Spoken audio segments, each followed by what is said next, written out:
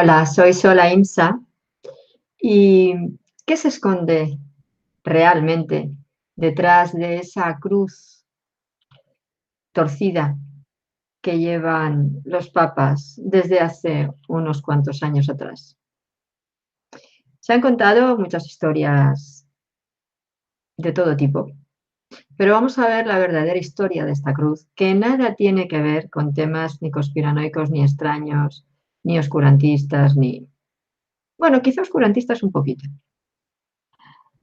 No sé si sabéis a qué cruz me refiero.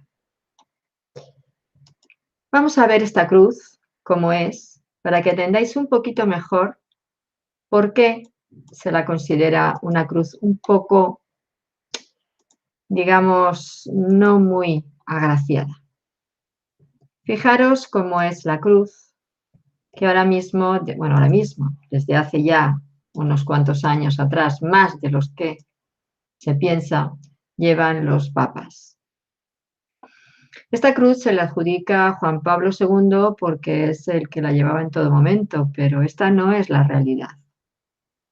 Esta cruz derivó de el siguiente dibujo de Jesús en la cruz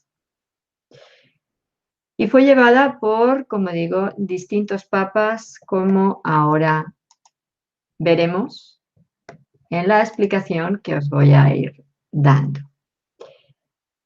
En realidad, aunque como conocida es, como he dicho, por Juan Pablo II, cuando la llevó Juan Pablo II, en realidad esta cruz tiene una historia muy antigua. Quien realmente hizo el encargo de una nueva cruz para llevarla en las distintas celebraciones fue Pablo VI. Pablo VI se lo encargó a un escultor italiano que se llamó Lelio Scorselli en 1963. Y fue Pablo VI quien la utilizó por primera vez el 8 de diciembre de 1965 en el segundo concilio, perdón, en el Concilio Vaticano II, no en el Segundo Concilio Vaticano, en el Concilio Vaticano II. Fue una cruz que llamó mucho la atención porque, como habéis podido ver, es muy truculenta en su diseño, pero tiene su porqué. ¿Quién fue realmente el que lo hizo? ¿Lelio Scorselli en 1963? No. Él simplemente se inspiró en un artista belga llamado Albert Servais, que este señor en 1919, pues haciendo unos dibujos de un Vía Crucis en la capilla del monasterio de Luithagen, como se diga porque es un nombre complicado para mí, hizo 14 dibujos a carboncillo para este Vía Crucis. Y una de las figuras precisamente que puso fue o que esbozó, fue este esquelético Jesús en la cruz, en la estación 12ª.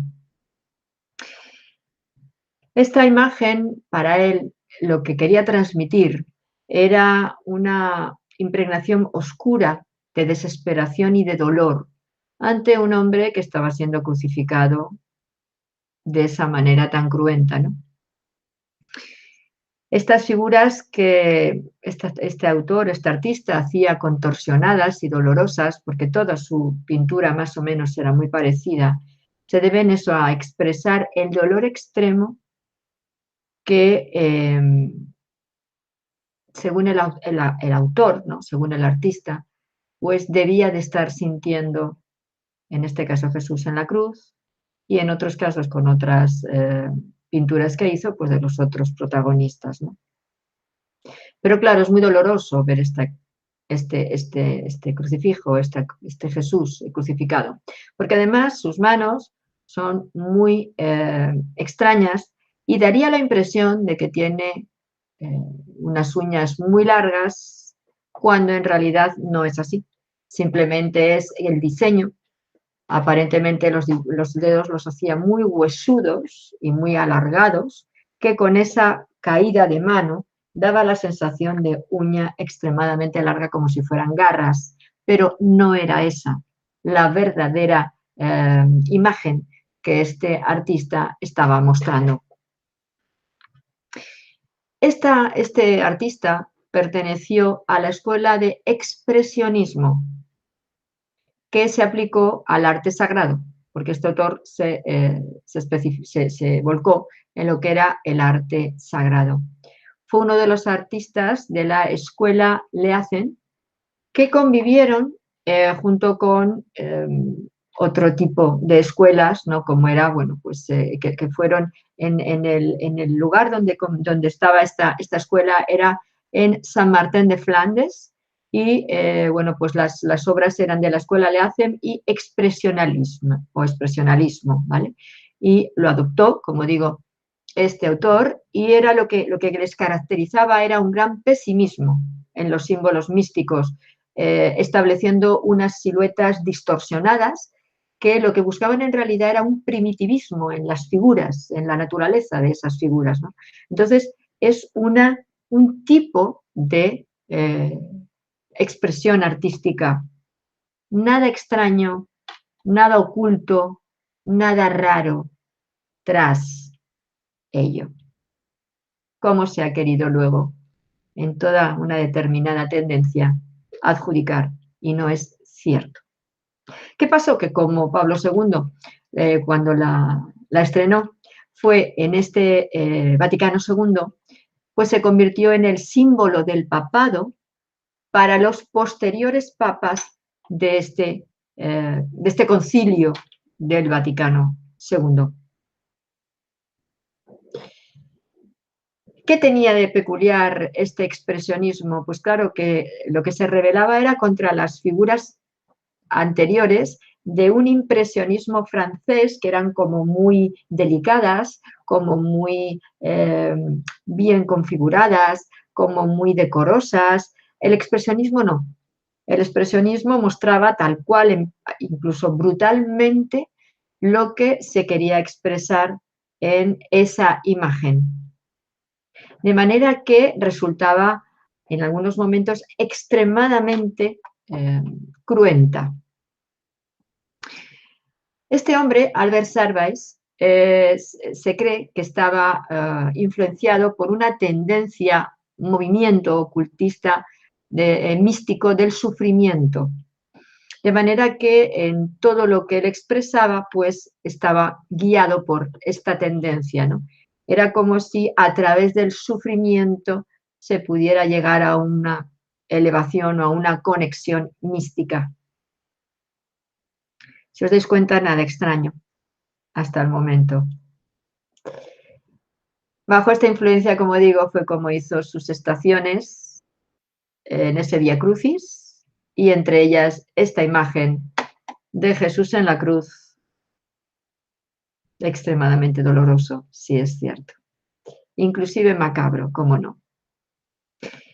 ¿Qué pasó? Que cuando lo hizo en su momento, que fue en 1919, debido a la crueldad y sobre todo debido a que para la Iglesia de entonces, la idea que se tiene de Jesús, bueno, y de ahora, la idea que se tiene de la muerte de Jesús en la cruz fue de manera voluntaria y como una manera de redimir al hombre, pues no podían permitir que se le mostrara a un Jesús extremadamente doloroso, traumatizado y sufriente, ya que por ser un Dios no podía experimentar este tipo de emociones en su cuerpo, ni en su psique, ni en sí mismo, ¿no? De manera que es por esto que la Iglesia condenó a este artista y, por supuesto, pues a su Vía Crucis, que no fue aceptado, y que esta condena vino directamente del Santo Oficio y con la aprobación de un papa, Benedicto XV. Posteriormente, bueno, y lo que dijeron, lo que se dijo, sí, lo que destaca en el decreto que se hizo contra este hombre, es que su trabajo lo que hacía era que estaba opuesto a la fe y a la tradición cristiano-católica. Pero, posteriormente, el Papa, como digo, Pablo VI, quiso cambiar el símbolo del bastón que llevaban los papas hasta entonces. Y entonces fue cuando le dijo a Lelio Scorselli, como he dicho antes, en 1963, que hiciera otro nuevo crucifijo, otro nuevo diseño, para poder llevar en el bastón papal. Y fue cuando él eligió este Cristo doliente como una forma también de, bueno, pues hacer que la Iglesia rectificase aquel decreto contra ese artista Servés y que lo llevara al final, mostrándolo al mundo, ¿no? Cómo era su manera de expresar el arte. De manera que el Papa Pablo VI aceptó ese diseño y fue a partir de entonces cuando se cambió este bastón papal y los papas posteriores a Pablo VI, como fue Juan Pablo I, Juan Pablo II, Benedicto XVII y el Papa Francisco I, pues todos aceptaron llevarlo como, pues ya hemos visto, ¿no? Que no sea el diseño mejor ni más agraciado, cierto que no, porque ya se ve que es un Cristo extremadamente retorcido y extraño, que además también es la cruz que se pone en los rosarios que se da. Pues ahora mismo es la cruz que utilizan también en los rosarios. Considero que no ha sido una idea como muy buena, ¿no? Por el diseño escogido. Pero también es cierto que no tiene nada de diabólico, de oscurantista, de conspiranoico, ni de ningún otro tipo de idea creada por aquel que ante su visión le ha podido inspirar algo extraño. Como siempre digo, se nos olvida que hay una historia tras cada cosa realizada, tras cada diseño, tras cada escrito, tras cada situación que surge en la vida. Se nos olvida que existe la historia y que aunque haya una historia en algunos sectores, ya sabemos que está alterada, moldeada y, bueno, pues inclusive traducida de otras formas, pero hay cosas que están inalteradas y en esas hay que basarse también. Así es que os mando un abrazo y hasta el próximo videoprograma.